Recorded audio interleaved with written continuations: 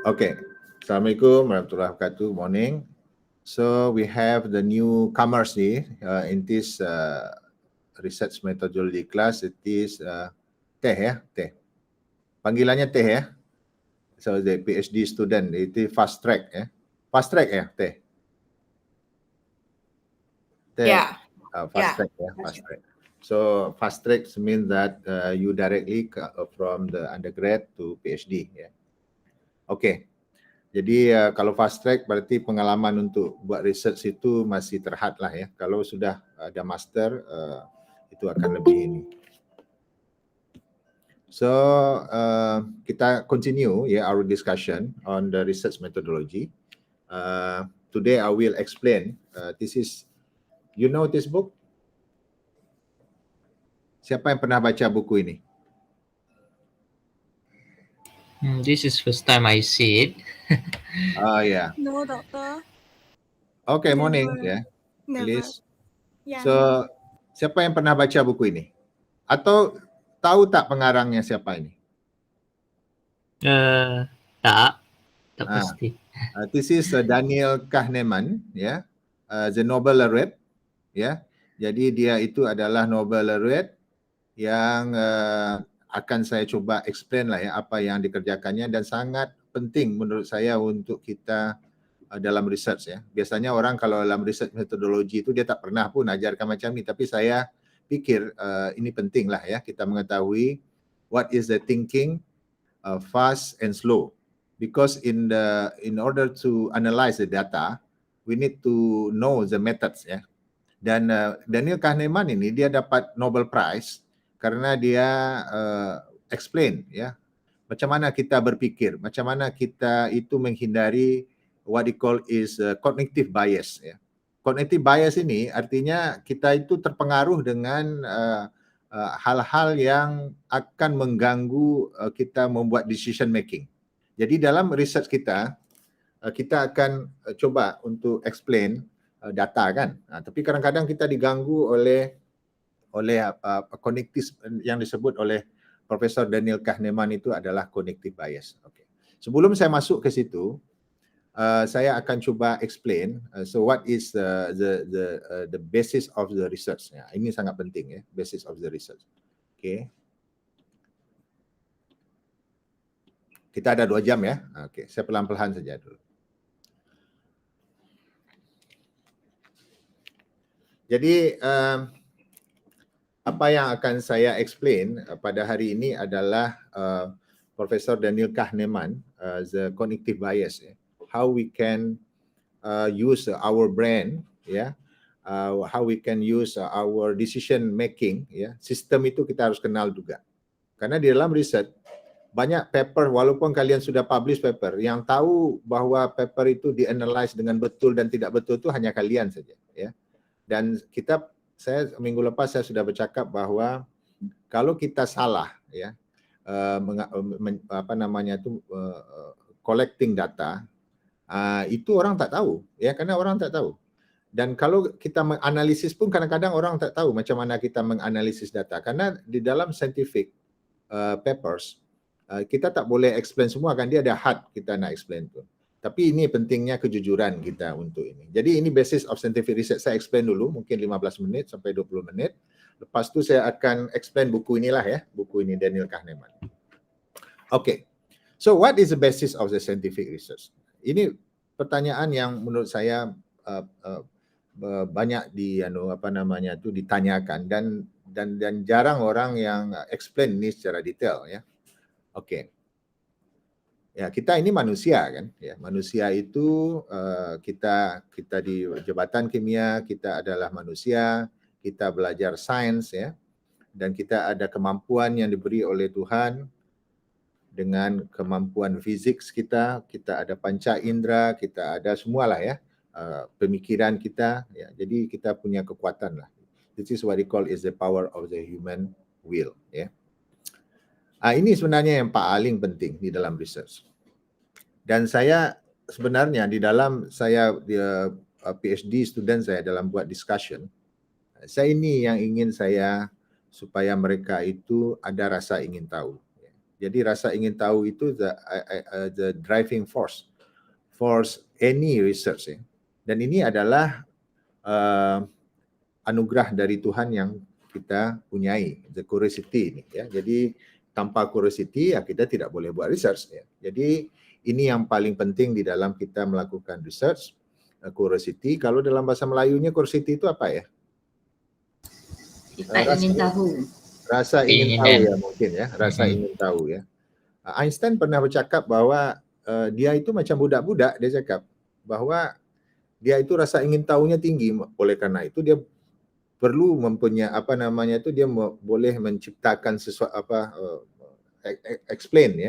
explain fenomena yang ada di alam ini, ya. Relativity lah namanya, kemudian photoelectric effect lah dan segala macam itu. Jadi rasa ingin tahu ini adalah basis, ya. Saya pelik kalau seandainya pensyarah itu dia tidak tahu bahwa ini sangat penting. Bagi saya ini sangat penting bahwa kemajuan research kita itu dari sinilah, ya. Dan kita bukannya tukang, kita bukan gaterer saja kan, tetapi kita bukan saja mengumpulkan data, tetapi kita juga thinkers, ya. Ada lagi yang saya sudah jelaskan tiga jenis researchers itu. Yang di UTM ini kebanyakan itu bukan thinkers, jarang yang thinkers. Yang banyak di UTM ini kebanyakan adalah orang yang buat research untuk, ya kita tahu lah publication lah, tetapi kalau tengok researchnya walaupun dia banyak publication tidak deep, ya. Walaupun dia boleh publish, ada strateginya boleh publish banyak-banyak, tapi tidak ada hubungan antara kehebatan orang di dalam membuat research itu dengan jumlah publication. No.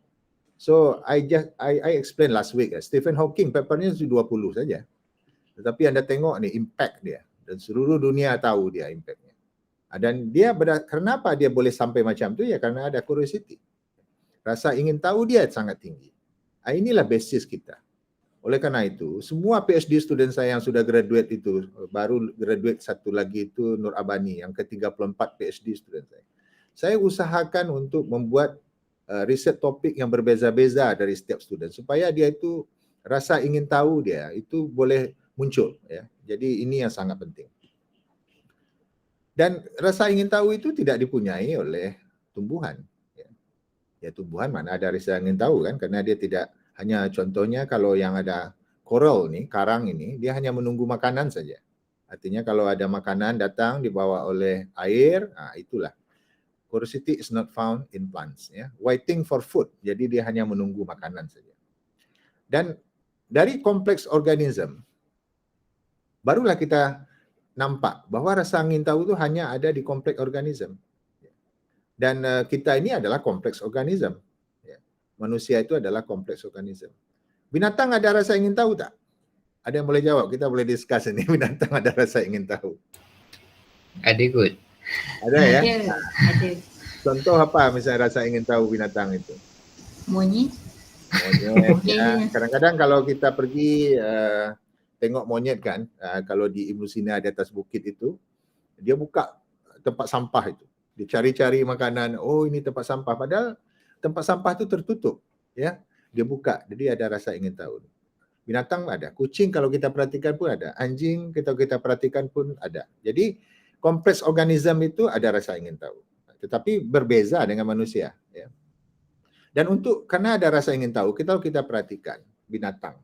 Ini basic, simple, tetapi menurut saya sangat penting untuk kita menghayati, ya, karena kita ini researchers. Saya tengok pesarah-pesarah yang lain itu mengajarkan, wah ini harus buat Mendeley misalnya, technical, sangat technical, dia tidak filosofis. Kalau riset metodologi itu filosofis dulu baru technical, ya. Jadi contohnya binatang, ya. Animal tuh dia mesti bergerak, ya. Kalau dia tidak bergerak, ya jadi yang batu karang tadi dia tak bergerak kan, dia hanya menunggu saja karena dia tidak ada rasa ingin tahu. Binatang dia bergerak karena dia ada rasa ingin tahu. Contohnya anjing kita lah, ya. Anjing kita, siapa yang punya anjing di sini? Ya, atau punya kucing lah. Anjing biasanya kalau kita tengok dia sebelum makan tuh apa? Dicium dulu kan? Wah, ini bagus untuk dimakan. Ini tak bagus. Itu rasa ingin tahu dia. So dia bergerak dan know what a good food. Jadi dia tahu makanan apa yang bagus. Jadi kalau dia itu tahu makanan apa yang bagus, oh iya ya, kemudian barulah dia makan. Jadi untuk itu dia perlu bergerak dan dia perlu tahu apa yang perlu untuk dimakan. Jadi binatang itu ada rasa ingin tahu.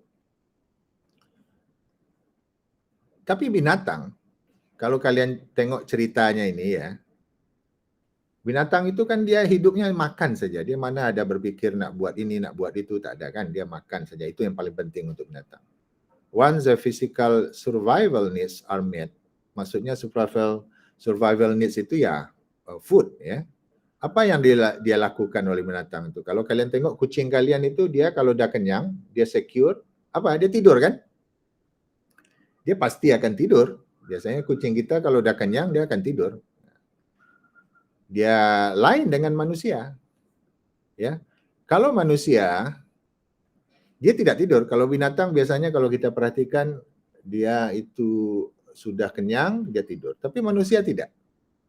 Manusia itu ada yang disebut sebagai curiosity surplus. Curiosity surplus itu adalah rasa ingin tahu yang berlebih. Oleh karena itu kita punya hobi. Ya, itu karena salah satu akibat dari curiosity surplus itu. Kalian kan ada hobi, saya pun ada hobi ya. Artinya kita bukannya hanya tidur saja hidup kita kan. Hidup kita itu didasari oleh curiosity surplus itu untuk manusia. Dari sinilah ilmu pengetahuan itu berkembang.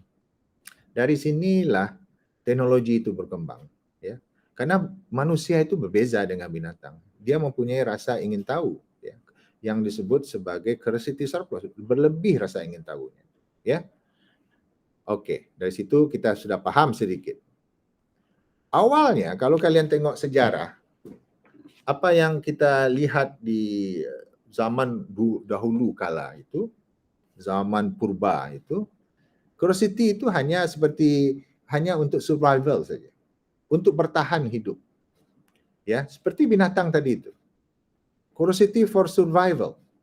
Binatang kan curiosity-nya untuk survival. Biasanya kalau monyet yang ada di bangunan Institut Nusina itu, dia masuk ke dalam bangunan atau pergi ke tempat sampah itu hanya untuk survival, untuk cari makanan.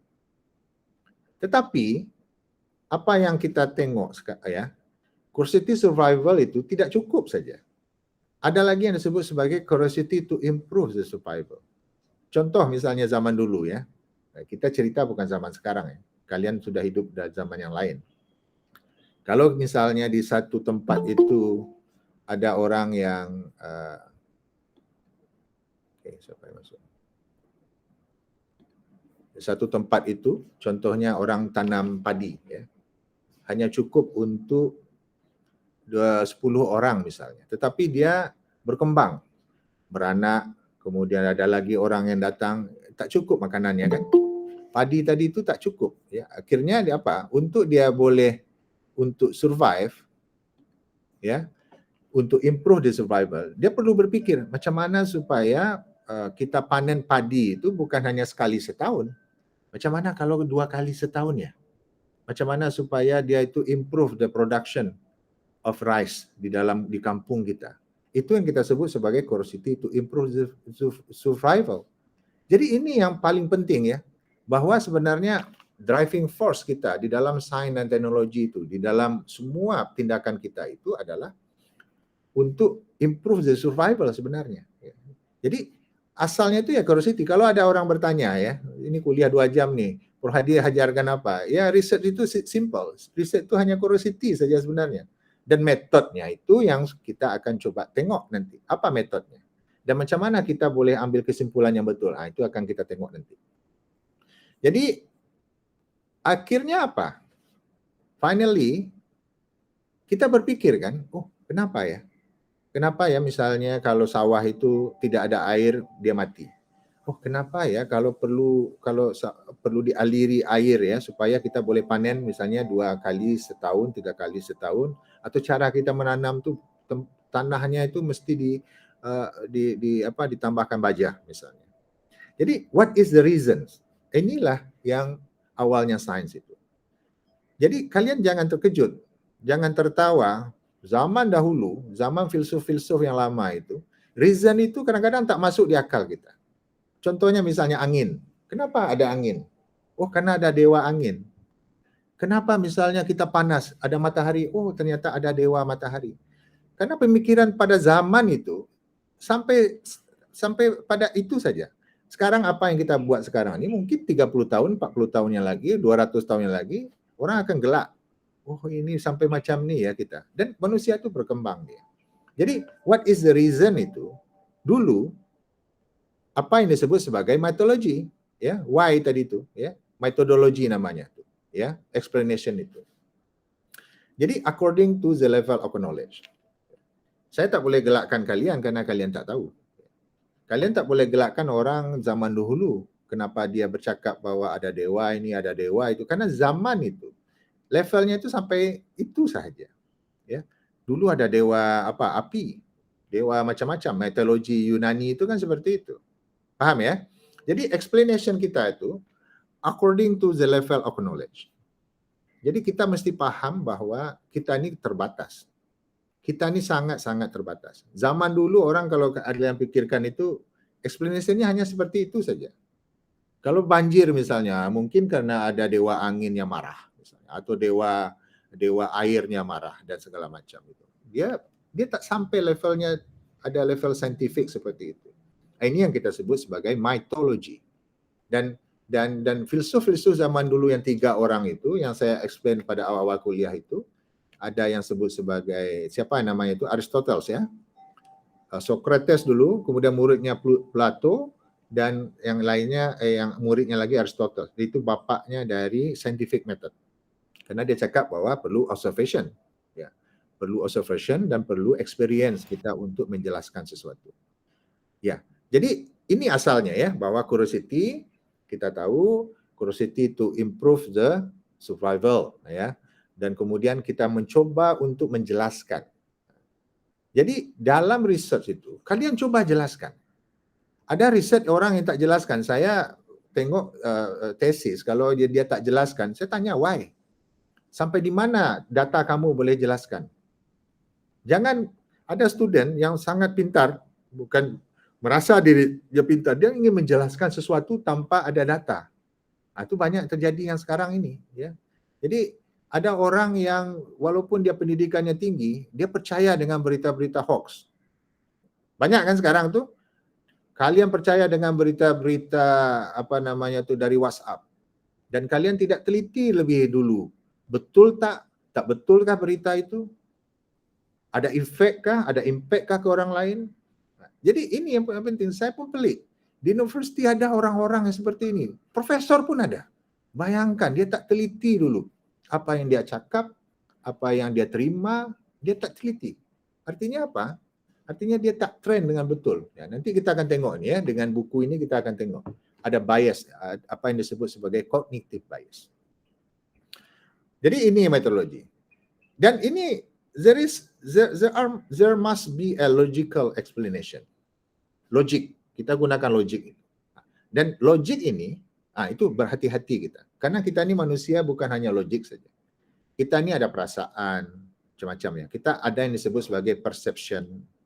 Kita punya perspektif. Itu bergantung kepada pengalaman kita. Perspektif saya dengan perspektif kalian itu akan berbeza. Karena kalian pengalamannya ya mungkin umur kalian baru 30 kan. Pengalaman kalian berbeza. Perspektif kalian yang fast track dengan orang yang bekerja ambil PhD berbeza, pengalamannya berbeza. Wisdomnya akan berbeza. Mungkin knowledge-nya pun akan berbeza juga. Jadi logikal kita itu sangat bergantung dengan apa namanya itu dengan macam mana kita nak explain. Saya mungkin explain dengan kalian explain akan berbeza. Karena knowledge, my knowledge dengan knowledge kalian tentu akan berbeza. Saya ada pengalaman, ya umur saya pun sudah 53 tahun sekarang. Jadi pengalaman saya dengan kalian itu berbeza. Jadi kita akan tengok ini logical explanation itu. Jadi menjelaskan sesuatu itu secara saintifik. Ya inilah ya, data gathering, compile data, looking for a principle, conclusion, dan betul secara saintifik. How to explain something itu sangat penting. Ya, ini yang akan saya fokuskan 1 jam ini untuk saya akan cuba jelaskan kepada kalian melalui buku ini. Saya tak tahu nih, mungkin boleh di-download buku ini.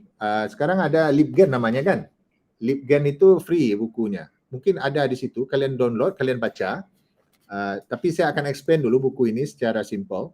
So what they call is the thinking fast and slow. Jadi sistem kita tu ada dua cara kita berpikir, dan kalau kita paham ini cara berpikir itu, kalian akan nampak bahwa oh ya orang ini dia menggunakan sistem berpikir yang sistem 1 atau sistem 2 menurut Daniel Kahneman ya.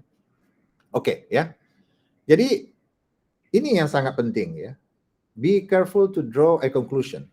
Dan saya tengok banyak yang student itu yang bukan hanya student, pensyarah pun sama ya. Dia tak critical, dia tak skeptical ya. Dan dia tidak hati-hati. Kita akan trap di sini. Kadang-kadang dia membuat kesimpulan. Saya jadi pengarah sudah mungkin sekarang ini sudah 10 tahun lah kali ya jadi pengarah, dan saya nampak apa yang saya buat decision untuk institut, untuk research center, untuk UTM ya, untuk kalau saya silap ya, kalau saya tidak hati-hati akan hancurlah. Karena saya punya tanggung jawab untuk sebagai pengarah institut. Dan saya di bawah saya itu staf saya ada 100 orang, 60 pensyarah. Maknanya apalagi kalau vice chancellor, apalagi perdana menteri. Paham ya? Maknanya apa sekarang ini?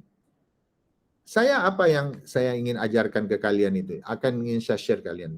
Research methodology itu bukan sahaja untuk research, no.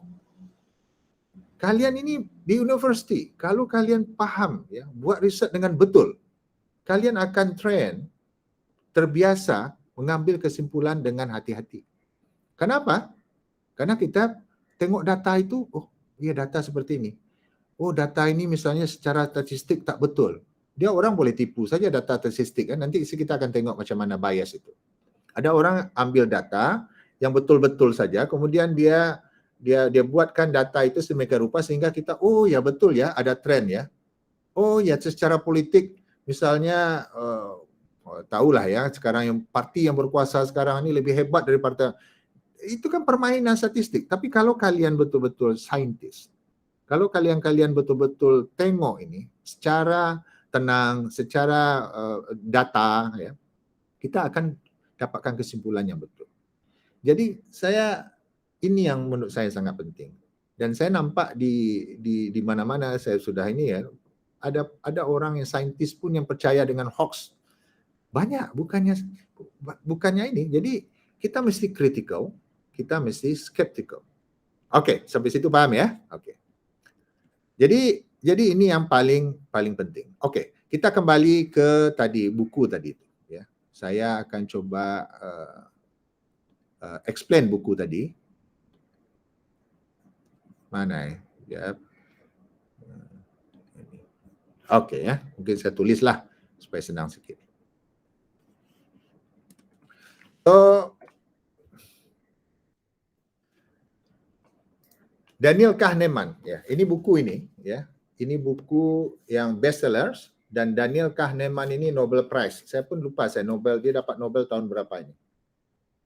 Nobel Prize in Economics in 2002 ya. Beliau ini adalah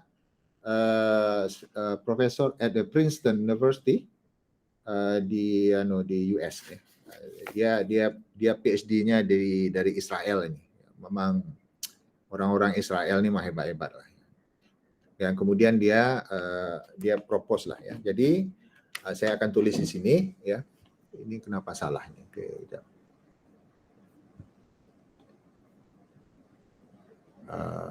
okay. Jadi apa yang kita bahas buku ini, apa yang akan saya explain itu adalah mengenai data. So how we can analyze ya the data ya, kemudian eksperimen kita dan semuanya itu. Dan cara kita analyze itu kita menggunakan apa coba? Cara kita berpikir ya. Jadi Daniel Kahneman itu dia bukunya judulnya adalah Thinking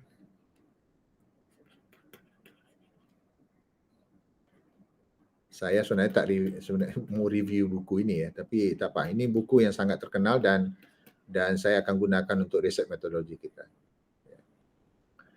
Daniel Kahneman. Kalian boleh carilah di internet nih, banyak ya. Di internet banyak. Coba tengok di YouTube pun ada ya. Semua ada. Sekarang ini Nobel Prize winner nih tahun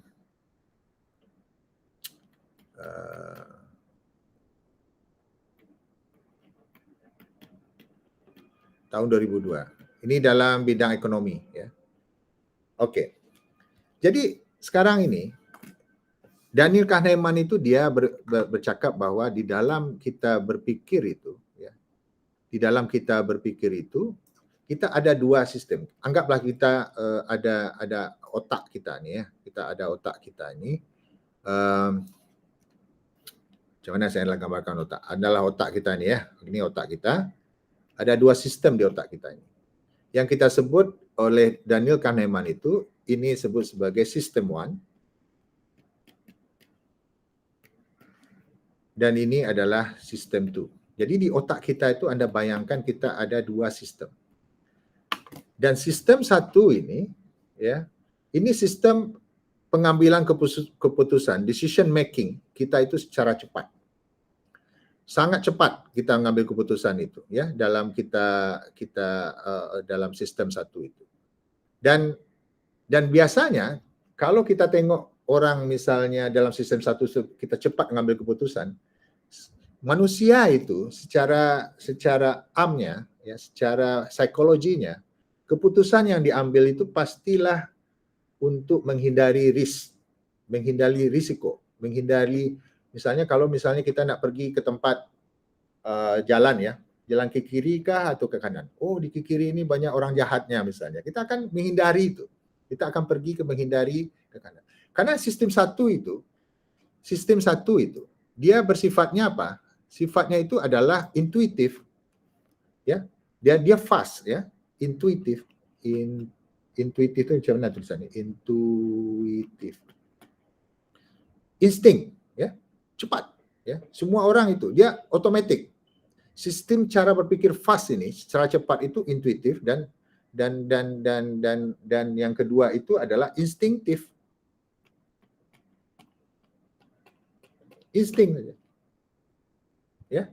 Kemudian yang ketiga, automatic dia. Kemudian sistem ini kadang-kadang dipengaruhi juga oleh feeling. Di dalam sains, ini penting sebenarnya. Tetapi kalau kalian buat proposal kalian, kalau kalian buat riset kalian dengan mengandalkan feeling kalian, wah habislah. Karena ini sistemnya itu cepat. Ini fast. Very fast. Kemudian yang kedua, sistem yang kedua menurut Daniel Kahneman itu, ya, dia bersifat analitik. Ini yang kita sebut sebagai sistem yang apa namanya? Ini fast lah ya, cepat cara berpikir kita. Yang ini slow. Ya. Dia slow itu kenapa? Karena slow dia. Karena apa? Tidak, saya akan coba ini. Karena bersifat analitik. Ya. Kemudian apa lagi? Problem solving.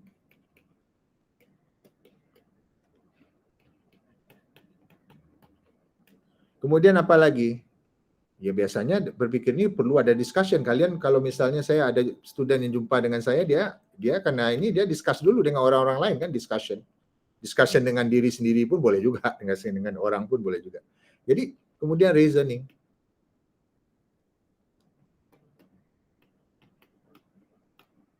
Ya. Apa lagi? Fokus. Banyaklah. Ya. Jadi dalam kepala kita ini, dalam sistem kita ini, menurut Daniel Kahneman, kita ada dua ini. Sistem 1 dan sistem 2. Semua orang ada. Dan riset metodologi kita ini, kita lebih banyak ke sistem yang 2 ini. Kenapa? Kita analitik, kita problem solving, kita reasoning, kita mesti fokus. Problem statement kalau tak fokus ya susah kita. Apa masalahnya kalau kita tak fokus, kan tak clear ya. Jadi perlu ada fokus. Jadi kelemahan dari sistem satu itu dapat menjawab secara tepat. Kalau kita tengok yang ini ya, tengok sistem satu ini, dia akan cepat, dia akan tepat, bukan cepat, tepat, rasional dan analitik. Problem dia sistem 2 ini, kenapa malas orang melakukan sistem 2 ini? Kenapa malas? Ada alasan tak? Kenapa malas orang buat sistem 2 ini dalam kita mengambil keputusan? Slow, perlahan. Perlahan Ambil masa. satu. Yang kedua, energi yang kita habiskan untuk berfikir. Betul tak? Energi kalian habis. Sistem 1 tak perlu. Cepat saja. Oh, kita nak pergi situ. Kadang-kadang saya silap. Kalian kalau bawa kereta, biasanya kalau kita bawa kereta kan, tempat saya baru balik KL. Oh, kita punya keputusan itu mesti cepat kan? Kita belok kiri kah, belok kanan? Betul tak? Mana yang jam, mana yang tidak? Tapi kadang-kadang selalu silap kita mengambil keputusan. Karena kita tidak ada data, oleh karena itu kita guna Google Maps. Oleh karena itu kita guna Waze. Itu data kita, analitik, kita perlu analytical. Dan itu perlu masa kita untuk memutuskan itu. Jadi saya pelik juga kalau ada orang yang sangat cepat mengambil keputusan dan ya akibatnya apa? Akibatnya nothing. Akibatnya gagal ya. Jadi ini yang paling penting, konsep ini yang paling penting untuk kita tengok di dalam kita ngambil keputusan. Jadi sistem satu ni yang paling penting adalah dia otomatis. Biasanya orang, kalau saya lah biasanya, saya baca paper. Sistem satu saya dulu yang otomatis dia akan, kalau saya baca buku misalnya, sistem satu saya secara intuitif, secara instinktif, secara otomatis, secara feeling, saya sudah ada kesimpulan sementara hipotesis. Lepas itu, baru sistem 2 saya yang berperan. Analytical, problem solving, discussion, reasoning itu baru.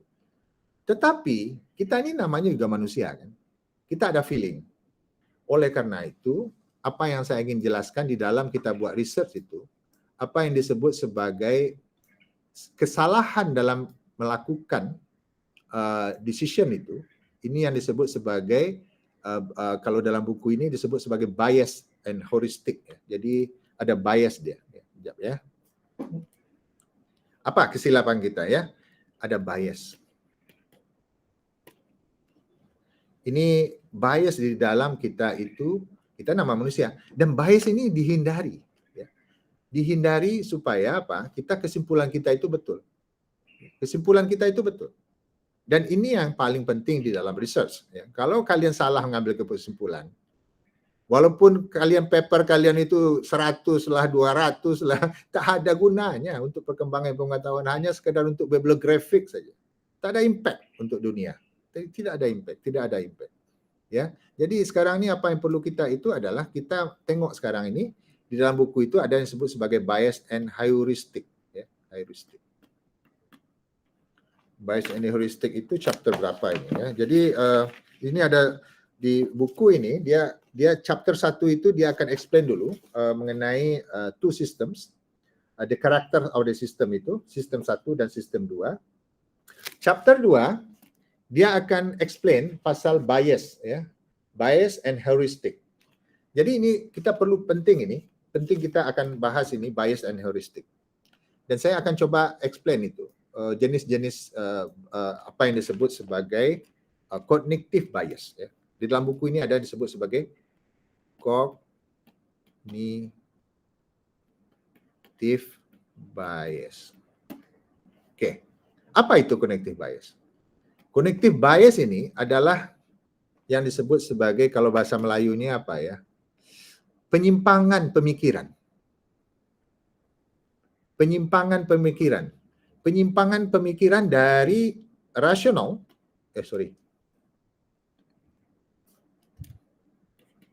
yang rasional menjadi irasional. Irasional itu artinya 2 ya. Rasional menjadi irasional. Ya, kita nampak sekarang ini di dunia sekarang ini banyak orang yang irasional juga.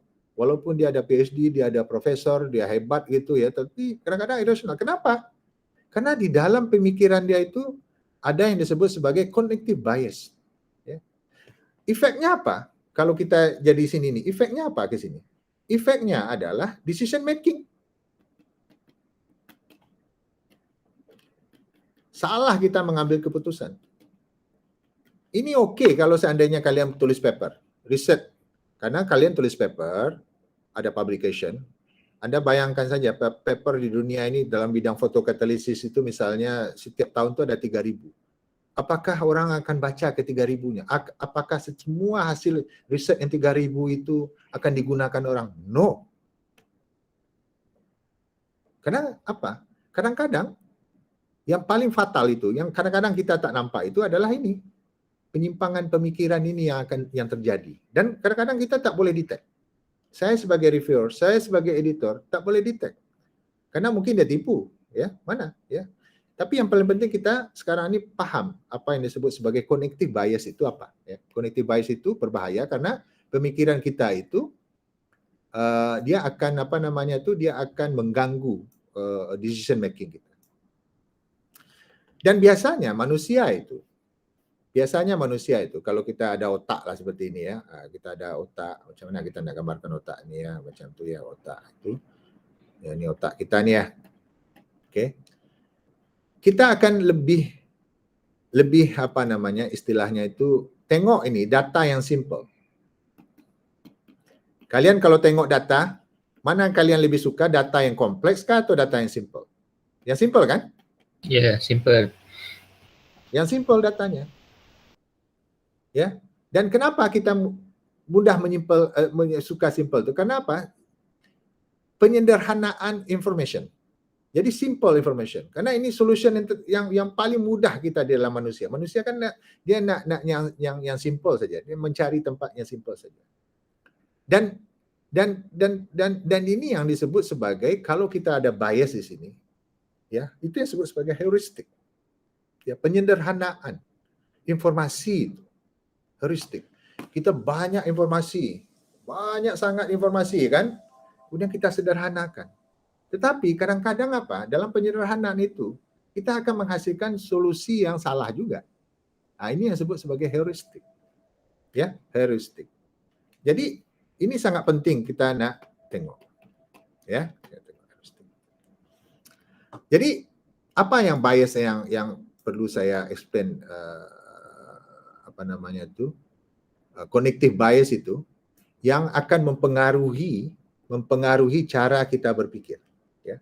Jadi cognitive bias itu adalah Daniel Kahneman dalam bukunya ini dia akan menjelaskan bahwa berbagai macam cognitive bias yang mempengaruhi kita dalam mengambil keputusan. Kalau kita tengok data research ya, misalnya ada yang fotokatalisis, ada yang paling penting itu Sazwani ini yang forensik. Siapa yang forensik? Widat pun forensik juga kan? Ini kadang-kadang ini mengganggu kalau salah-salah kita, dia akan menyebabkan orang itu masuk jail, masuk penjara, betul tak? Karena data kita, cara kita menganalisis itu silap. Itulah pentingnya kalian itu paham ini, ya. Kalau perlu beli buku ini, download aja. Kalau nanti saya cari kalau ada link yang free ini, download. Yang pertama apa? Ya, bias itu. This is number one. What we call is the confirmation bias. Bias.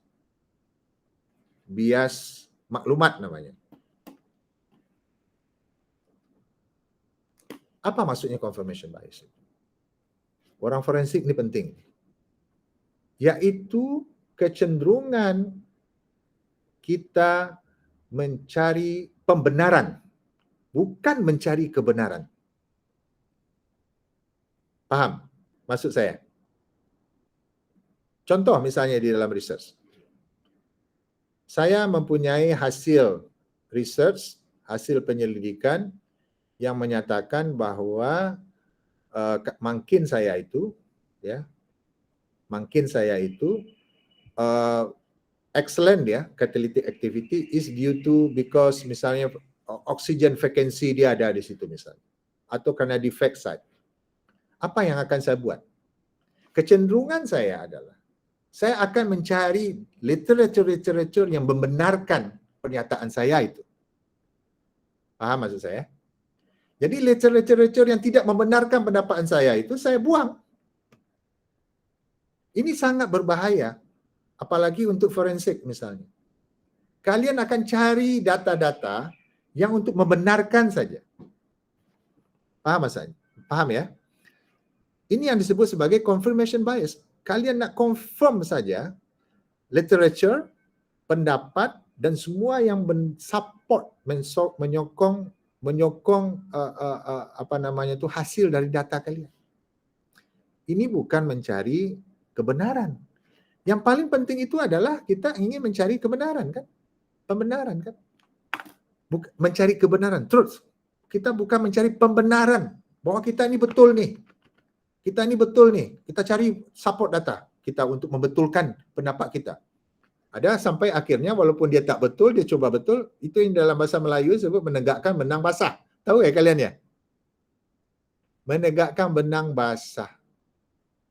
Ya. Paham ya maksud saya ini? Ya. Jadi ini sangat kalian perlu berhati-hati di dalam kalian untuk melihat data, melihat segala sesuatu di dalam riset kita itu. Semua data, semua confirmation, semua ini kalian terima semua. Kalian tengok. Apakah data ini sesuai tak atau jadi kalian analyze nanti. Ini disebut sebagai confirmation bias. Saya ulang lagi ya. Confirmation bias itu adalah kecenderungan kita untuk mencari pembenaran. Bukan mencari kebenaran. So it's not seeking the truth. Saintis itu mencari kebenaran. Bukan mencari pembenaran. No. Kalau salah ya salah. Yang betul ya betul. Nah, ini sifat manusia. Jadi saya nak ajarkan riset metodologi itu harus macam tu. Jadi Daniel Kahneman tu dia tekankan di dalam buku ini. Ini cognitive bias ini banyak digunakan oleh orang. Memang ada ini. Apalagi dalam bidang politik. Kita ini sains kan. Yang kedua, tapi ini yang kedua ini tak terlalu dengan kita. Ini yang kita sebut sebagai band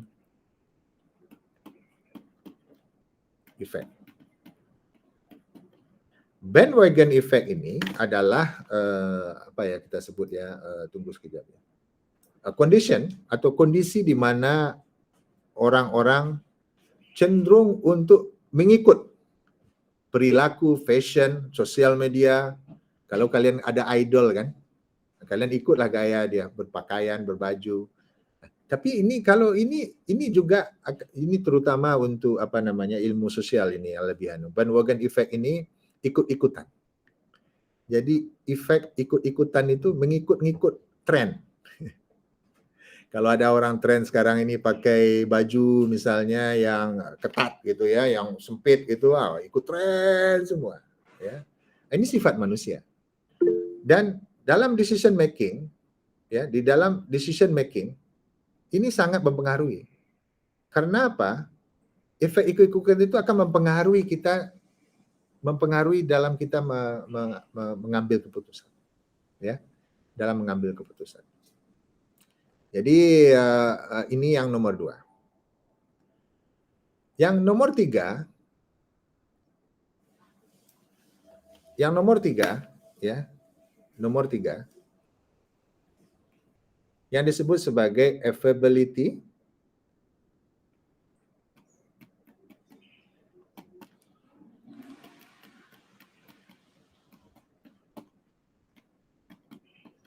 bias. Affability heuristic bias ini adalah kecenderungan kita melebih-lebihkan pentingnya informasi yang kita miliki. Ya. Kita itu tidak membuat keputusan berdasarkan fakta dan statistik. Ya. Contoh misalnya kalau kita itu hanya menengok TV saja, media sosial yang kita tengok, yang kita follow itu ada misalnya ada pesawat terbang jatuh. Jadi karena setiap hari kita tengok itu, itulah informasi yang kita miliki, itu sajalah yang kita punya, dan keputusan kita hanya berdasarkan informasi yang kita punya itu saja. Jadi ketersediaan informasi kita itu terhad, sehingga kita melebih-lebihkan pentingnya informasi yang kita miliki saja. Paham ya maksud saya ya? Ini yang disebut sebagai availability heuristic bias. Ya. Jadi kecenderungan kita melebih-lebihkan pentingnya informasi yang hanya kita miliki saja. Jadi kalau seperti itu, keputusan yang akan kita buat ya bergantung dengan informasi yang kita punya saja. Artinya apa? Nanti keputusan itu salah. Apalagi kalau itu menyangkut negara misalnya, menyangkut university yang luas itu. Kita hanya informasi kita dengar dari orang, kita hanya itu saja ya. Makanya berhati-hati ya kalau kalian misalnya follow sesuatu, kalian sebagai saintis ya, sebagai orang yang terdidik, kalian harus tengok semua informasi itu, kalian analyze. Bukan kita hanya mendengar dari satu saja informasi itu. Kita harus analyze. Dan kita mestikan membuat keputusan itu berdasarkan fakta dan statistik ya. Kalau tidak ya susah ya. Kalau seandainya misalnya ada orang memberitakan ada pesawat terbang jatuh, setiap hari di TV 1, TV 2, TV 3, semua television akhbar cakap terhadap apa akibatnya keputusan kalian? Kalian takut naik pesawat terbang. Betul tak? Betul. Kenapa kalian takut naik pesawat terbang? Karena ada media yang masuk ke otak kalian itu, ini disebut sebagai akan mengganggu keputusan kalian. Tetapi secara statistik, tidak. Pesawat terbang itu jarang jatuh secara statistik, betul tak? Jarang kan? Tapi di media selalu lebih banyak orang melanggar di jalan tol. Orang eksiden di tol, ya, di kereta lebih banyak lagi daripada pesawat jatuh itu. Pesawat jatuh sekali, 2 kali saja dalam waktu 10 tahun misalnya. Tapi orang kereta melanggar lebih ramai lagi. Tapi secara statistik tidak. Tetapi kenapa kalian itu ngambil keputusan takut naik pesawat terbang? Kenapa? Karena berita itu. Berita yang setiap hari kalian dengar. Jadi sebagai saintis, sebagai orang yang terdidik, sebagai orang yang buat PhD, sebagai orang yang master, yang keluar dari UTM, yang kemudiannya siapa yang ajar ini? Wah ini disebut sebagai availability heuristic bias. Kita jangan, ini bias biasa. Hindari bias-bias seperti ini di dalam kita buat penyelidikan. Paham ya? Paham. Kemudian yang keempat,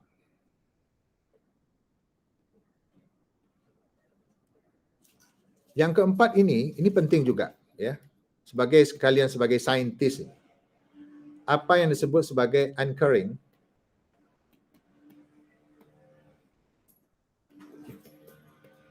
bias atau bias jangkar, anchoring ya. Kalian tahu jangkar kan? Kalau ada kapal dia ada yang diikat tuh, dia supaya kapal itu tak bergerak, anchoring. Ini adalah bias, kecenderungan orang untuk berpegang teguh kepada maklumat yang pertama kali mereka dapat. Kalian pertama kali dapat maklumat, contoh misalnya, oh ya, saya nak beli rumah di Taman U University.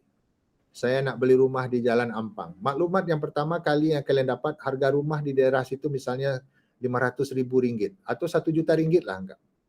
Ini maklumat yang pertama. Tiba-tiba ada orang yang offer kalian RM700,000. Kalian beli tak? Beli kan? Murah kan? Tapi kalian tak selidiki dulu bahwa sebenarnya harga rumah di situ 500,000. Karena informasi pertama yang kalian dapat itu adalah 1 juta. Ada yang menawarkan 700,000, kalian beli. Tapi harganya 500,000. Rata-rata situ.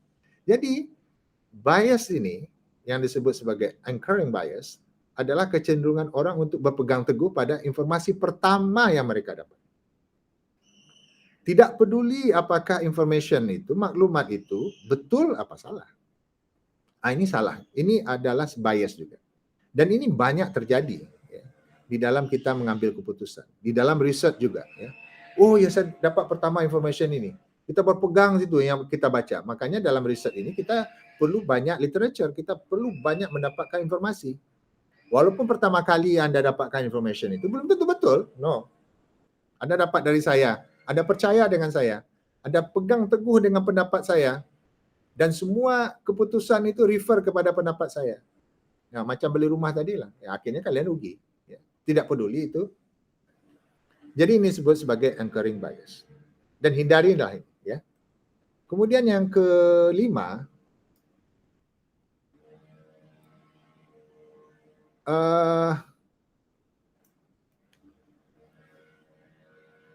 yang kelima ini adalah apa yang disebut sebagai belief in the law of small number. Ini interesting lah buku ini. Kenapa? Dia mengaitkan antara decision making itu dengan psikologi, ya, dengan manusia kita.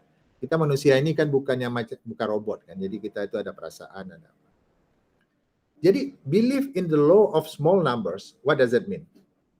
Ini adalah kekeliruan yang kita alami, semua orang ini kekeliruan itu adalah percaya pada jumlah yang kecil. Hukum jumlah kecil. Yaitu apa maksudnya?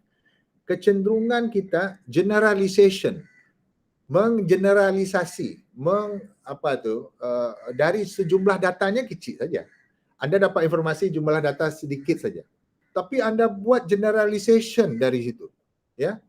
Sehingga apa? Yang kalian pikirkan dengan data yang kecil ini, jumlah datanya hanya 10, tapi kalian buat kesimpulan untuk satu Malaysia misalnya. Hanya buat analisis misalnya di Johor Bahru, bahwa di Johor Bahru itu banyak jenayah. Lalu ada kesimpulan, oh Malaysia itu jenayahnya tinggi macam di Johor Bahru. Jadi ini yang disebut sebagai belief in the law of small numbers. Jadi kekeliruan yang dialami orang, ya, percaya pada small numbers, yaitu cenderung kita generalization sejumlah data, padahal data itu data yang kecil saja, ya, yang mereka pikir mewakili jumlah keseluruhan data. Paham ya? Dan ini banyak terjadi di PhD tesis, di master tesis, di semua tesis yang saya baca. Dia hanya membuat eksperimen untuk topik dia saja, lalu dia buat generalization. Tak boleh. Tak boleh. Tetapi ini adalah kecenderungan yang ada di manusia, ya, bahwa setiap kita itu ada kecenderungan seperti itu. Dan di dalam kita sebagai saintis, apalagi ini forensik ini, kita perlu untuk ngambil kesimpulan itu sebanyak mungkin data itu support kesimpulan kita. Tapi kalau seandainya data itu tak boleh membuat kesimpulan, cakap tak boleh, kita tak boleh menyimpulkan. Jangan dipaksa-paksakan kesimpulan dengan data yang minimum itu. Sehingga apa? Terjadi bias. Sehingga apa? Decision making kita salah. Paham maksud saya? Ya. Jadi ini sangat penting ya, di dalam kita itu melihat research kita itu bahwa cognitive bias, we need to avoid the cognitive bias. Kalau kalian ini paham nomor satu ini, confirmation bias, bandwagon effect, affability heuristic bias, anchoring belief in law of small numbers, ya, kalau kalian akan menjadi saintis yang hebat. Bukan real scientist, bukan saintis yang papernya 700 orang tak baca, S-indexnya tinggi tapi tak dikenal di mana-mana, tidak ada impact kepada society, tidak ada impact kepada negara, hanya sekedar angka saja. Ini yang sangat penting. Dan saya tidak mengajarkan itu ke kalian. Macam mana you nak publish cepat? Tak ada, no way. Kenapa? Kita ingin menggunakan sistem tu di dalam kita untuk buat riset sehingga kesimpulan kita itu betul. Saya pelik ada orang yang publish itu sampai setiap bulan dia ada publish satu. Macam mana dia buat data? Ya kan? Contoh seperti itu. Apakah dia menggunakan sistem satu saja atau sistem dua? Data itu datang dari mana? Apalagi kalau chemistry yang ada riset di lab. Oke. Paham ya? Kemudian ada satu lagi yang kalau tak silap ada dua lagi ini yang apa namanya tuh? Ini tidak apa namanya itu nomor 6 ini. Kalian ada pernah dengar tak? What is it called is the Dunning. Anda boleh cari di internet ini, banyak ini. Kruger effect. Ini nama orang ini. Kalau tak silap 10 tahun atau 15 tahun yang lalu dia publish paper yang dia cakap effect ini. Ini lebih ke personal. biasanya ini dialami oleh saintis-saintis yang baru muda lah, yang baru PhD, yang baru pulang dari PhD dari Harvard lah, dari MIT, Oxford. Ya, kita kan ada macam itu. Sombong dia. Dia merasa dia itu tahu segalanya. Ini yang disebut sebagai Dunning-Kruger effect. Jadi apa itu Dunning-Kruger effect ini? Kalian mesti paham juga. Dan saya sudah umur sekian ini saya sudah nampak lah. Ada anak-anak muda yang baru pulang dari ini, dia style dia itu udah macam orang hebat lah. Kita tengok pun prestasinya tak juga. Jadi Dunning-Kruger effect ini kalau kita lukiskan, ini very interesting ini ya, very interesting. Ya. Ini ada kompetensi, ya.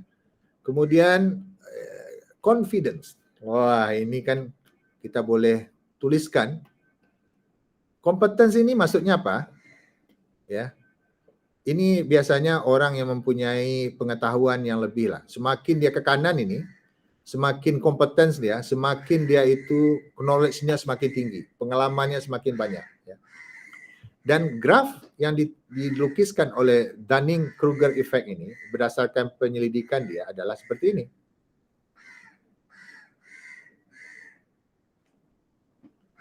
Menarik dia, ya. Biasanya kalau orang tak tahu apa-apa, nothing. Sebelum kalian masuk ke UTM, sebelum kalian ambil PhD, kalian tak tahu riset itu apa kan? Kalian confidence tak? Tak kan? Karena kalian tidak ada knowledge about that. So you don't have any knowledge about your fields, for example. Ya, kalian belum belajar. Kalian tidak akan confident. Sure, tidak akan confident. Kalau ditanya pun kalian akan diam saja. Tapi lepas kalian itu study master kemudian PhD, lepas kalian dapat PhD, apalagi kalian graduate dari top university di dunia misalnya. Let's say Harvard University, let's say Ivy League lah, Stanford, Princeton, ya kan. Kemudian apalagi MIT. Kalian dah sampai confidence level kalian tuh paling tinggi confidence level, maksimum. Tapi kompetensi kalian sampai di sini saja kan? Dia belum lagi kompetensi itu. Jadi sampai ke tahap ini, dia akan cakap orang-orang yang sampai ke tahap ini. I know everything. Wow. Sombong dia about this. Confidence sangat tinggi. Anda boleh perhatikan orang-orang yang baru misalnya naik nama dia baru, orang kalau udah biasa misalnya publish paper, udah biasa dia publish paper, dia tak akan pernah pamer-pamer dia paper dia publish ini tak, dia diam saja karena udah biasa. Tapi kalau orang yang baru, dia ingin dilihat orang, confidence-nya tinggi, wah dia akan membanggakan dirinya. I know everything about this. Paham ya? Ini psikologi. Ini disebut Dunning-Kruger effect.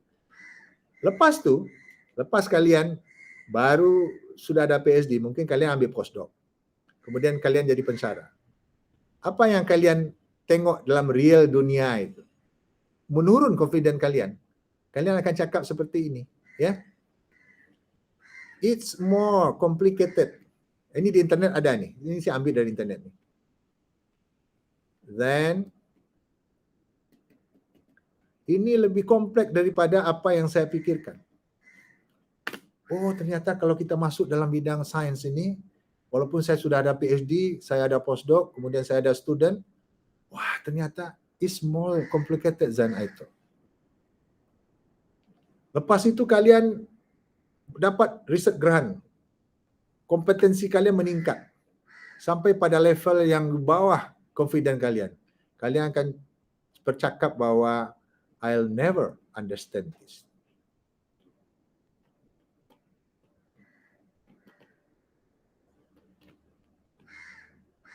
Ya.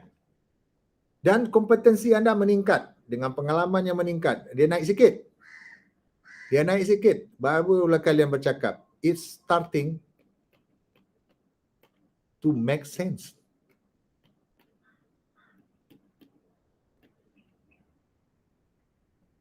Kemudian kalian terus lagi sudah jadi profesor yang sudah tua, nak pensiun. Sudah pengalaman berpuluh tahun. Confident naik sikit. Baru dia bercakap. Dia cakap, trust me. It is complicated.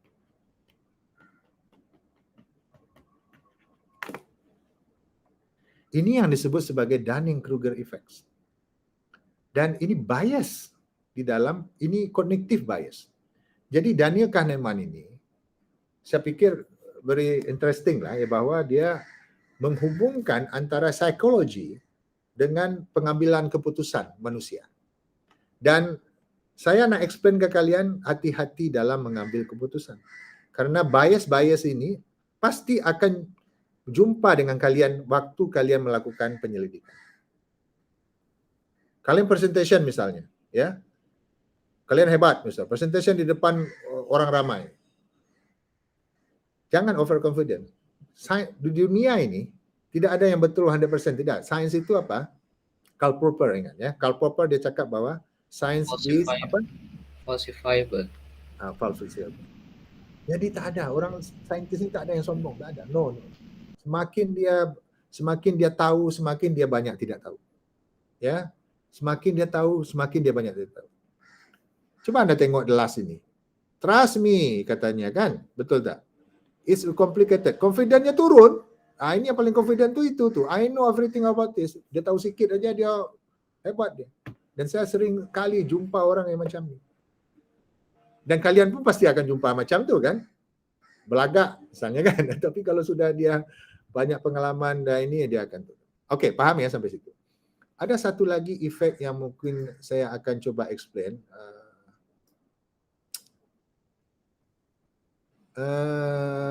Ini bias juga, tapi ini bukan di dalam apa namanya tu. Ini social sciences ini ya, kebanyakan tidak berkaitan dengan ilmu kimia ini. Ini lebih ke social sciences ini yang disebut sebagai the halo effect.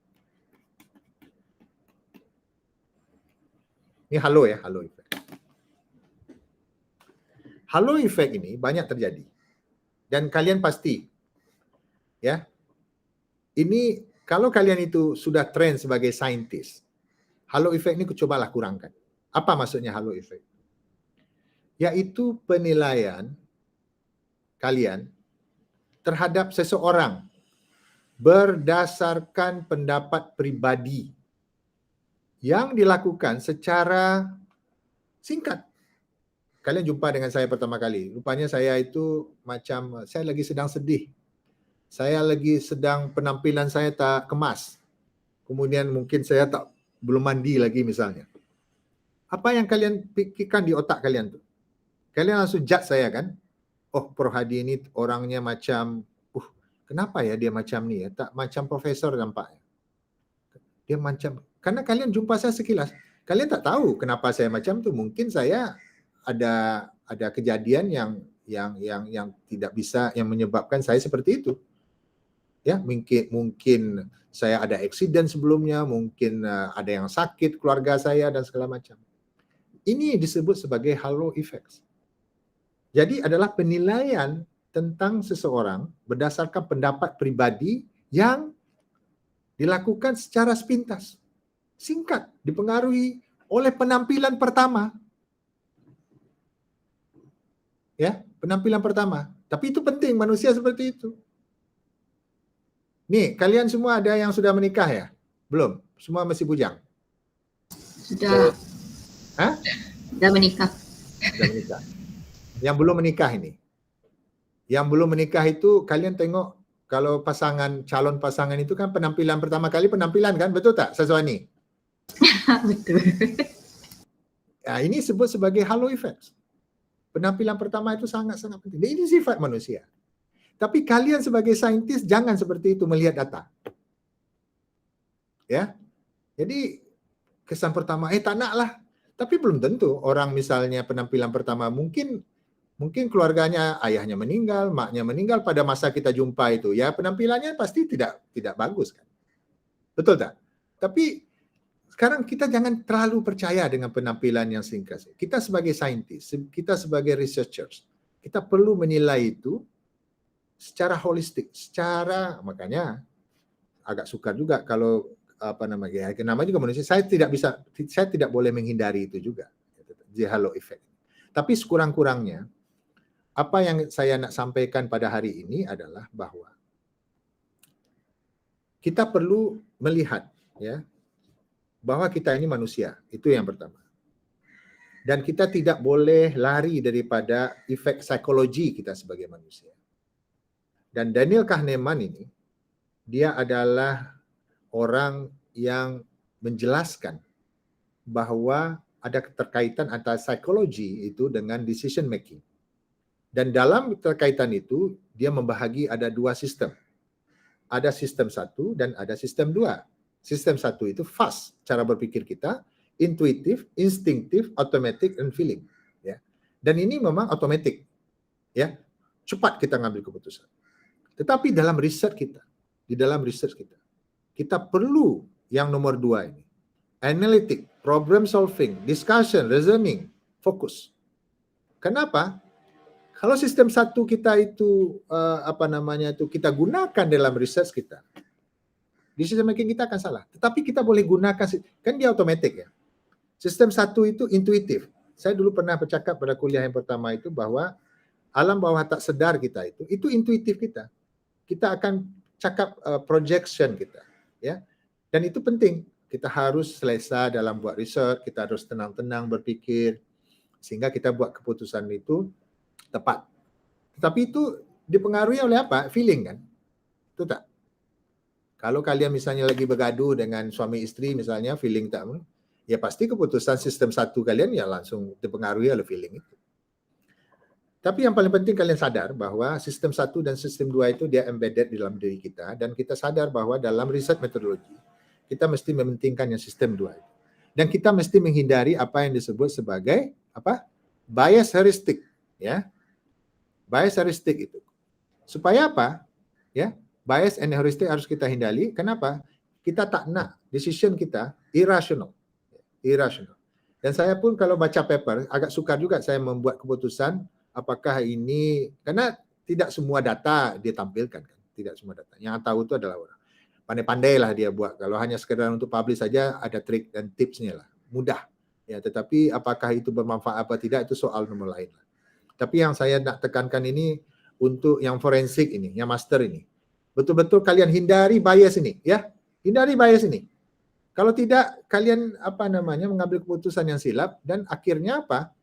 Ini pengaruh terhadap hidup mati orang ini, decision dari mahkamah ini, ada hukum mati kah atau di ini kan salah, betul tak? Jadi bias ini hindari ya.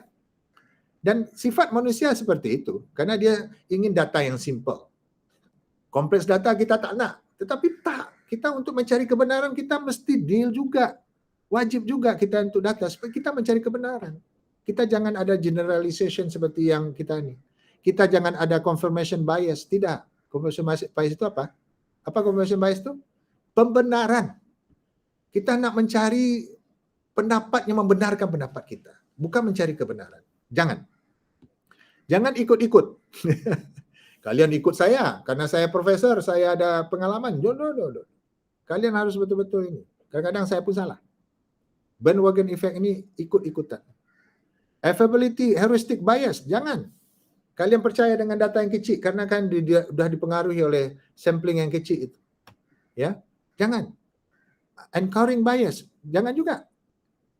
Pernyataan yang pertama kali kalian terima itu yang menjadi basis kalian untuk mengambil keputusan. No.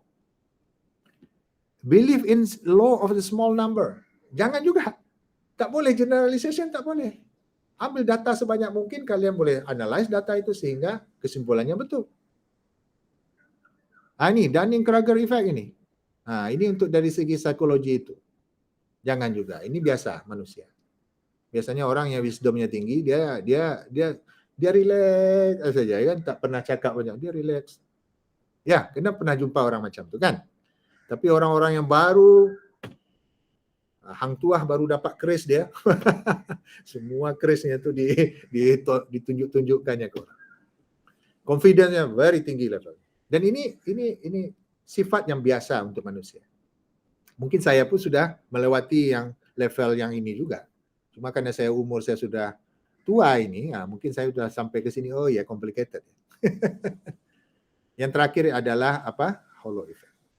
Jadi efek-efek inilah yang menurut saya sangat penting kita tengok di dalam research kita.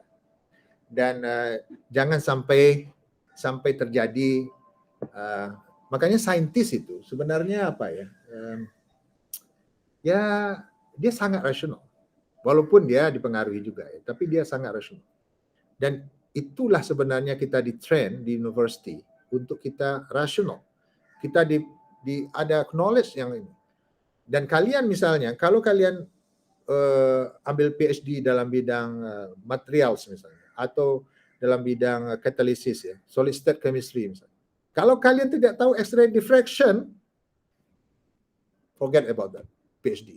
Belajar dulu itu, ya, belajar dulu X-ray itu. Macam mana you calculate lattice parameters, macam mana you betul-betul nak tahu misalnya refinement, nak tahu position dari atom itu, belajar dulu. Jadi prosesnya panjang. Dan saya pikir ini saja yang perlu saya sampaikan, bahwa kita itu di dalam research kita perlu menghindari apa yang disebut sebagai apa? Cognitive bias. Ya. Dan saya refer dari buku ini ya. Ini chapter 2 ya, chapter 2. Chapter 3 dia pasal ini. Pasal 3 overconfidence. Overconfidence itu dia berkaitan dengan apa namanya itu Dunning-Kruger effect itu. Jadi kalian kalau sudah overconfident, itu berbahaya juga dalam decision making. Ya. Kemudian dia ada juga dalam decision making ini sangat penting juga ini choices ya, ada choices. Kenapa? Decision making itu kita perlu juga mengetahui juga policy ya, risk policy, kemudian juga macam-macam lah, bad events dan segala macam itu dia tulis di sini lah. Jadi itulah mungkin yang paling penting. Dan ada pertanyaan kita kalau boleh discuss ini, menurut saya menarik juga. Kita ada pertanyaan tak? So far tak ada lagi, sir. Tapi jelas ya apa yang saya nak sampaikan kan? Ya. Yeah. Dan believe in me, riset meteorologi pesara lain dia tak pernah ajarkan ini. Tapi menurut saya ini sangat penting untuk kalian, ya, untuk kalian. Dan ini tidak akan nampak. Kalian boleh sembunyikan semua bias ini di dalam writing kalian. Boleh, there is no problem. Dan itulah yang paling penting itu apa? Kejujuran. Ya, kejujuran kita bahwa kalian boleh tipu orang lain, tetapi kalian tidak boleh tipu diri sendiri. Paham, ya? Banyak saintis-saintis yang hebat, banyak saintis, dan saya pernah jumpa pensyarah dan student yang menipu data di UTM. Dan saya pun tak tahu ya, mungkin karena KPI. Boleh smart kita memang intelligent. Tetapi tak ada gunanya intelligent itu kalau sudah menipu dalam buat research dan sudah ada bias dalam kita membuat kesimpulan. Tidak ada kebenaran. Jadi riset itu sebenarnya letaknya. Oleh karena itulah riset itu akan berkembang, akan decide oleh orang dan akan menjadi bermanfaat untuk society kalau kita jujur dan kalau kita menghindari bias. Itu key yang paling penting, ya. Itu key yang paling penting yang perlu kalian tanamkan di dalam kalian untuk melaksanakan research. Nah, kalau yang lain itu cara menulis proposal itu technical. Dan di internet banyaklah orang ini. Banyak contoh. Tapi yang ini yang jarang diajarkan. Jarang disampaikan. Dan semua yang ada top yang ada itu semua saya sebenarnya tip and tricks. Saya sebenarnya malas tip and tricks ini, ya. Tetapi ya belajar sendiri pun oke juga. Tetapi ini yang sangat-sangat penting ini. Saya mungkin paper saya tak banyak, tetapi saya happy dengan apa yang saya buat itu. Saya proud dengan apa yang saya buat karena saya merasa apa yang saya buat itu betul. Itu yang paling penting. Itu yang paling penting. Oke, ada pertanyaan? Tak ada? Ada. Oke. Kita tangkap gambar, nanti saya posting di Oke, jelas ya? Oke. Ini kenapa nih tinggal 9 orang ini, kejap. Di anu saya itu ada 9 orang Cina.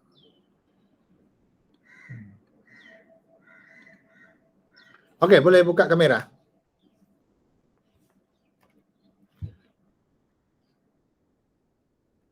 Oke, very clear ya apa yang saya cakap ya. Nanti kalau ini jangan pula saya disalahkan nanti. Prof Hadi tak ajarkan ini, tiba-tiba kalian tertangkap tipu data.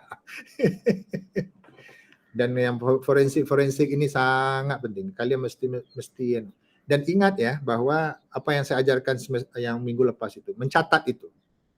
Supaya kalian itu boleh diaudit ya, bahwa kalian itu melakukan riset dengan betul. Kalian perlu ada logbook, buku logbook yang apa namanya itu yang kalian catat. Ini bukti untuk kalian. Ya, catat detail dan tidak ada pakai apa namanya dipadam pakai pensil no. Kalau silap pangkah saja, pangkah.